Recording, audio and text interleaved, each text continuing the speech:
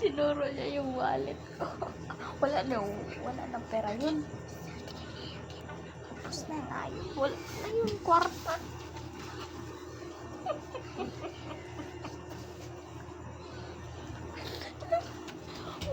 Wala na yung kwarta. Wala na yun. Kaya yung kailangan mo ko bigyan. Mali ba? Mali. Wala tayong pabili. Walang mali. No, come to me. Ito's the money.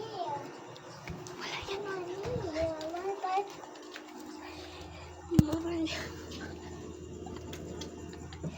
Parang tiwan yung batang ko.